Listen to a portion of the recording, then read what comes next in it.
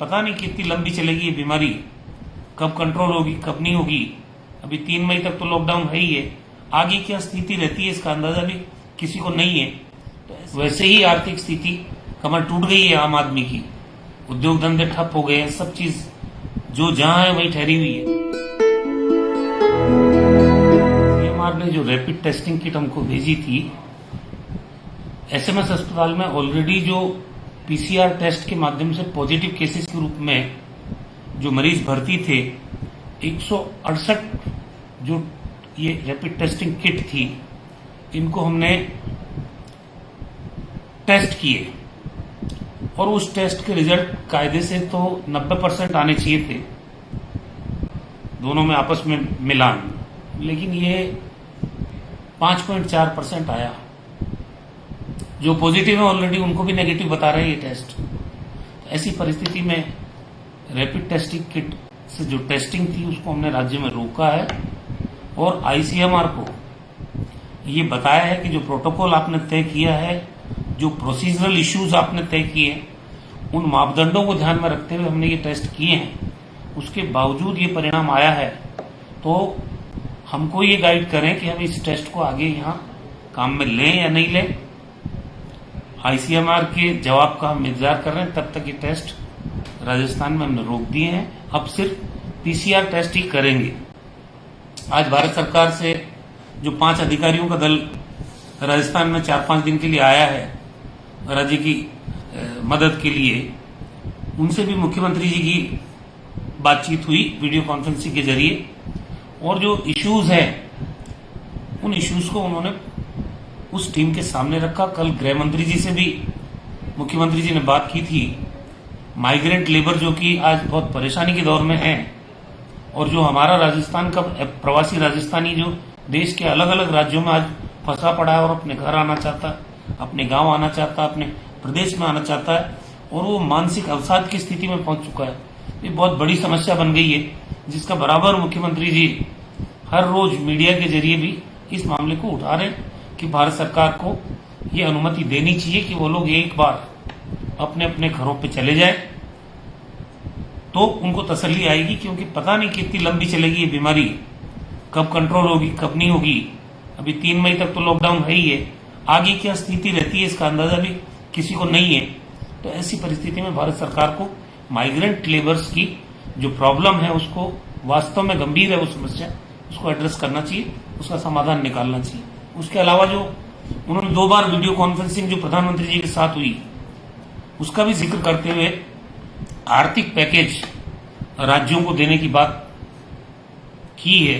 पहले उन्होंने 1 लाख करोड़ की राज्यों को आर्थिक पैकेज की बात की थी, लेकिन अब परिस्थितियां और बदल गई है, समय भी काफी निकल गया है, तो उस पैकेज को और बढ़ा के दिए जाने की बात की उन्होंने राज्यों को। उसके अलावा ये जो जितनी भी इक्विपमेंट है, चाहे वेंटिलेटर है, चाहे आपका पीपीई किट है, चाहे ये जो टेस्टिंग किट्स है, इनका सेंट्रल सिस्टम रखे परचेज का, ताकि राज्यों की आवश्यकता के अनुसार भारत सरकार इनको भेज सके। क्योंकि अभी हो क्या रहा है, आपस में सप्लाई करने वाली जगह भी आईसीएमआर के द्वारा अप्रूव है, वो तय है, राज्य अपने अपने स्तर पर मांग रहे हैं, भारत सरकार भी ले रही है, एक होड़ मची हुई है, किसी को मिल रहा है किसी को नहीं मिल रहा।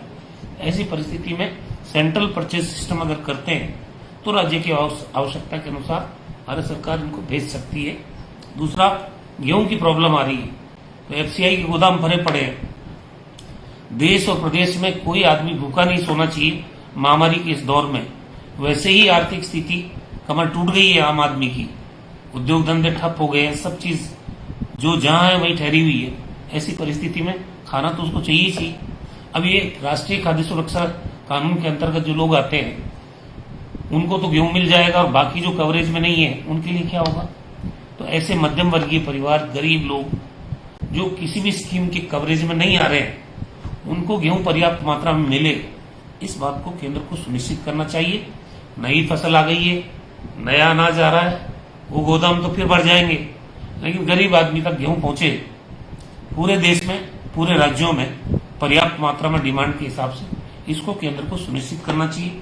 उसके अलावा जो व्यवसाय है या उद्योग है जो बुरी तरह से आज इस कोविड-19 की लॉकडाउन की वजह से खत्म हो गए हैं, उनको रिवाइव करने के लिए भी एक पैकेज के रूप में केंद्र को मदद राज्यों को करनी चाहिए, ताकि वो उद्योग धंधे पटरी पे कैसे आए, उद्योग वापस खड़े कैसे हों। काफी दिक्कतें हैं उनके सामने भी, उसके लिए भी केंद्र को सोचना चाहिए। और उसके अलावा ये जो न्यूक्लियर एक्सट्रैक्शन किट है जो कि पीसीआर टेस्ट में काम आती है, उसकी शॉर्टेज चल रही है। अगर सेंट्रली प्रोक्योरमेंट सिस्टम कर देगी भारत सरकार तो ये राज्यों को जितनी आवश्यकता है उसके अनुरूप उनको मिल जाएगी। अगर ये किट पर्याप्त मात्रा में नहीं मिलेगी तो पीसीआर टेस्ट और दूसरे जो कंफर्मेटरी टेस्ट है वो हम कैसे कर पाएंगे। तो कई सारे इश्यूज थे।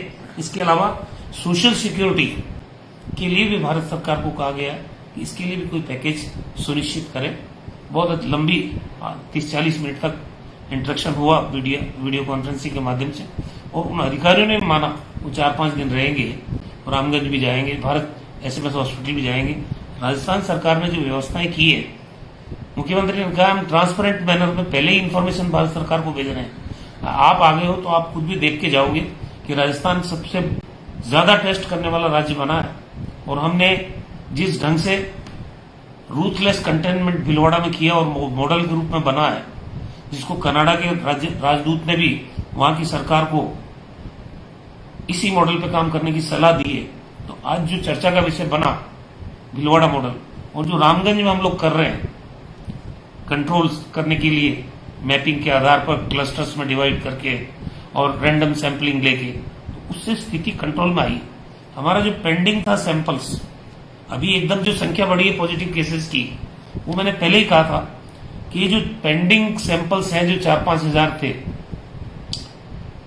उसको दिल्ली भेज के मुख्यमंत्री जी ने उनकी भी टेस्ट करा के उनकी रिपोर्ट भी मांगी। इसीलिए ये केसेस बढ़े हुए आए हैं। ये नए केसेस नहीं है, ये पुराने जो टेस्ट पेंडिंग थे उनकी रिपोर्ट के रूप में आए।